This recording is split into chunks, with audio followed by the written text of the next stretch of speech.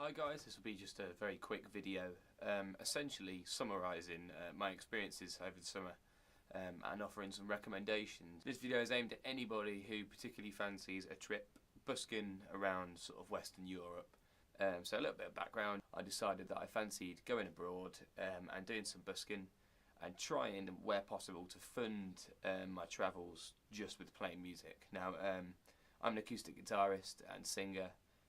Certainly when I busk anyway, and I hoped at least that I would claw something back, perhaps not all the trip. You know, I never intended to make entirely what I spent back, but I hoped that I'd make a reasonable sum of money that would at least perhaps pay for the petrol that I would use to travel Europe. I bought a Citroen Berlingo, which for those of you who don't know is a bit like a van-based car. It's technically insured as a car, but it's very big inside, and I'm probably going to add some pictures to this video. I actually added a bed into the back.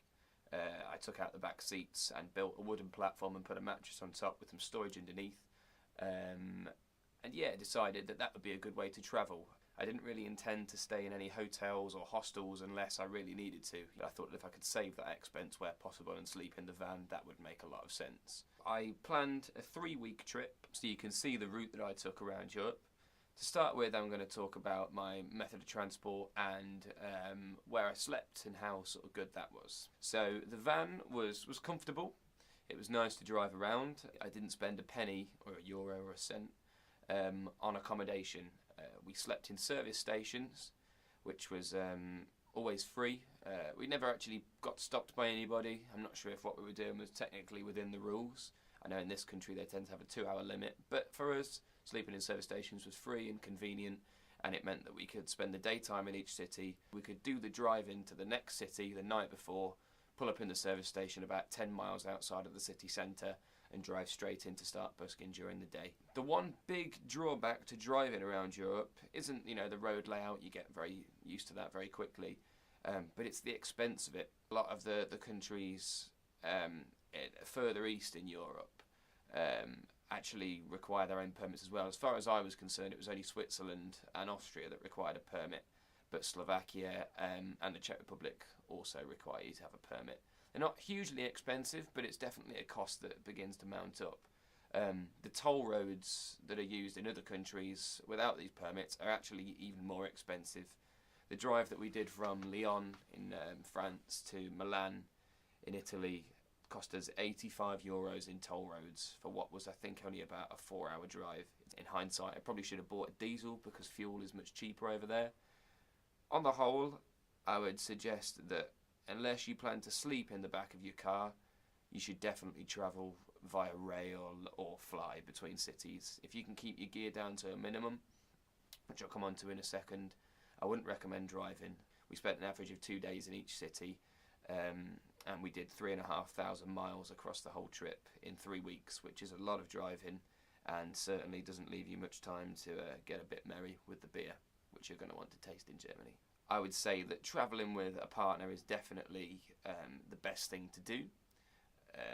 I think it means that if you have a bad day busking, you've got somebody to vent to. If you have a good day, you have somebody to celebrate with, and the driving can be very tiring. Having somebody to talk to is a lot better than the radio, and it makes a big difference.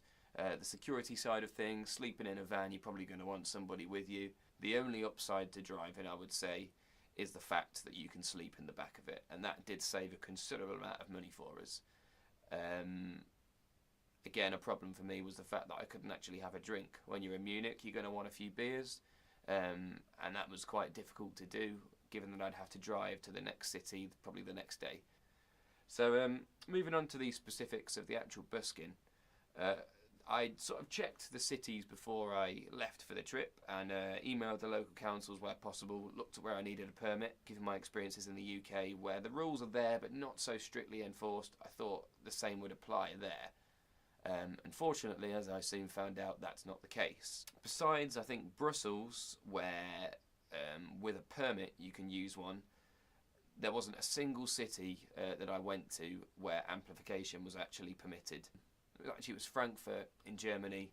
I was stopped by a very sort of heavy-handed policeman He fined me, confiscated some of my cables, having initially told me that he would confiscate my amplifier, which is worth about £100. I offered to leave, to pack up, to just disappear. I said, I'm parked in the metro car park. I will literally leave right now. And you know, he still confiscated some of my gear, maybe signed paperwork, agreeing to a fine, which I'm yet to receive, but I do expect to come in the post at some point. So definitely, if you plan to travel and busk in Europe, do not bring an amplifier. It's pointless. It wasn't usable anywhere, and if the police were to find you using one, you'd face a fine. Especially as a foreigner, they can tell from a mile away, and they will deal with you in probably quite a bad way. No matter how polite you are, I consider myself quite a polite person, but this particular policeman in Frankfurt was having none of it. So do not travel with an amplifier. You will burn out your voice if you're not careful, so that's something that you really need to look at, and you need to practice and make sure that you can sing loudly, because these cities that I went to were very, very busy. Okay, so moving on to how much you can expect to make in Europe. Cities varied quite significantly. Munich was definitely the most lucrative city, as was Salzburg. That was a close second. I would say that it's realistic to assume that in most cities that deal with the euro, if you find a good pitch, you can make maybe 10 to 30 in some places euros an hour.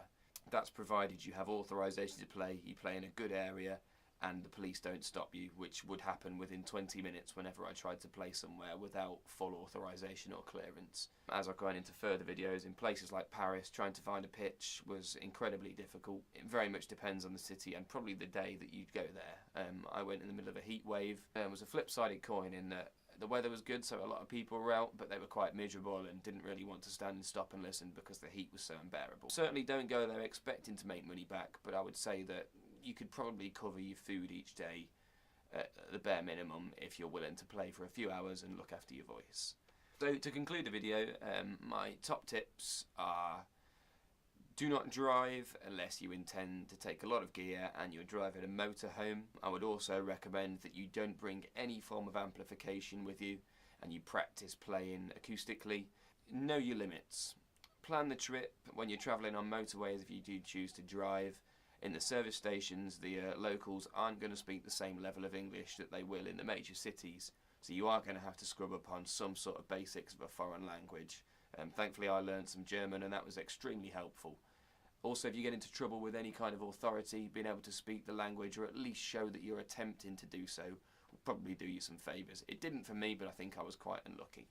So on the whole, I would definitely recommend travelling Europe, but I would certainly make a few changes if I was to go back again. I'm very glad that I managed to stay for free by sleeping in service stations and cooking my own food, but on the whole I'm not sure if that was the worthwhile trade-off for the stress of having to drive and the expense that I incurred when doing so, particularly when buying permits, paying for toll roads, and what is currently the extortionate price of petrol. It's certainly something that I would do again, and I do plan to do again. I would suggest a lot of research beforehand. I did some, but it still wasn't enough. Make sure that you know every city that you're going to before you leave. Have a rough idea of how far you're travelling and try to budget accordingly. Take a lot of spare money with you and don't expect to make all of your money back, but in certain cities you can make quite a bit. As ever, please do follow the channel, and we'll be making further videos on specific cities or specific countries, talking about my particular experiences there.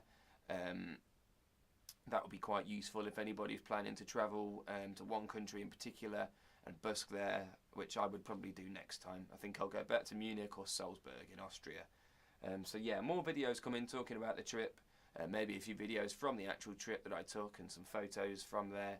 But yeah, do please follow the channel. I record all these videos at my studio, which is the Garage Studio in Coventry, and I post all sorts of videos, so please do, as they say, like, comment and subscribe. Thank you for listening.